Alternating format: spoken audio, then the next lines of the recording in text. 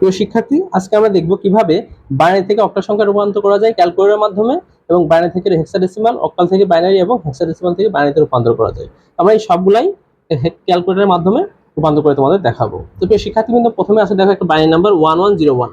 এটাকে রূপান্তর করবো কিসে? অক্টাল সংখ্যায় রূপান্তর করতে হবে। তো অক্টাল রূপান্তর করার জন্য প্রথমে আমাদের সংখ্যাটা উঠাতে হবে। উঠানোর জন্য আমাদের এই যে মুড অপশন ক্লিক করতে হবে। তো মুডে ক্লিক করার পরে দেখো এখানে বেজ একটা অপশন আছে, কারণ আমাদের বেজ নেই কাজ মূলত, কারণ বাইনারি সংখ্যার বেজ আছে, অক্টালের বেজ আছে। তো প্রথম বেজ নেওয়ার জন্য 3 ক্লিক করতে হবে। তো 3 ক্লিক করা হয়ে গেল। এরপরে কাজ হচ্ছে এই সংখ্যাটা উঠানো। আমরা এই সংখ্যাটা উঠাবো। উঠানোর আগে দেখবো বেজটা কিসে আছে, এখন আছে দশমিকে। আমাদের রূপান্তর করতে হবে কিসে? এই যে বাইনারিতে বেজ নিতে হবে। তো আমাদের বাইনারির জন্য বিআইএন, এই যে একটা বেজ আছে, এটাতে ক্লিক করতে হবে। এখন কিসে আছে বাইনারি? এই যে বি তে আছে, তার মানে বাইনারিতে আছে। এবার সংখ্যাটা উঠাবো 1101। তো বাইনারি সংখ্যা হয়ে গেল। এই সংখ্যাটা আমরা ইকুয়াল দিব প্রথম। তাহলে ইকুয়াল মানে এই 1101টা কিসে হয়ে গেল? বাইনারিতে হয়ে গেল। এবার এই সংখ্যায় রূপান্তর করবো কিসে? অক্টালে। তো অক্টালটার জন্য আমাদের এই যে ওসিটি একটা অপশন আছে, এই ওসিটিতে ক্লিক করতে হবে। তাহলে কিসে রূপান্তর হবে?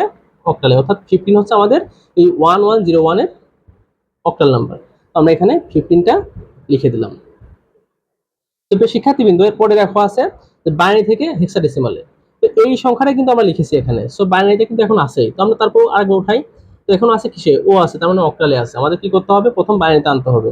তো বাইনারি বেজের জন্য দেখো এখানে বিআইএন আছে, এটাতে ক্লিক করবা। তাহলে কি হবে? দেখো বি চলে আসছে। এখন আমরা এই সংখ্যাটা উঠাবো 1101। সংখ্যাটা উঠাই নিলাম 1101। নেওয়ার পরে প্রথম কাজ হচ্ছে ইকুয়াল চাপা। ইকুয়াল দিলে দেখো এই সংখ্যাটা বাইনারিতে আছে। এখন তোমরা রূপান্তর করবে কিসে? হেক্সাডেসিমালে। হেক্সাডেসিমাল রূপান্তর করার জন্য তোমাদের এই যে এইচ একটা অপশন আছে, এইচ এখানে ক্লিক করতে হবে। তো ক্লিক করলাম।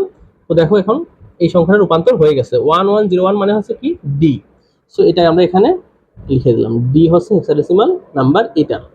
সো আমরা কিন্তু শিখে ফেললাম বাইনারি থেকে হেক্সাডেসিমাল। তোমরা চাইলে কিন্তু হেক্সা থেকেও বাইনারি করতে পারো। কি হবে? যেহেতু এটা কিসে আছে, এখন হেক্সাতে আছে, তোমরা জাস্ট এখন যদি এই যে বিআইএন অপশনে ক্লিক করে দাও, বিআইএন এখানে, তাহলে কিন্তু তোমরা বাইনারি সংখ্যাটা পেয়ে যাবে।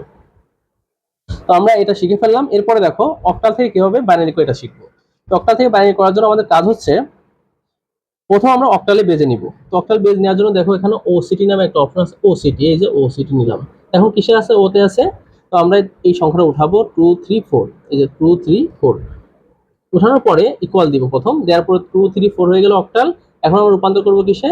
বাইনারিতে। সো আমাদের ক্লিক করতে হবে বিআইএন, এই যে বিআইএন। আমাদের কি হয়ে গেল? আমরা অক্টাল থেকে বাইনারিতে রূপান্তর করে ফেললাম।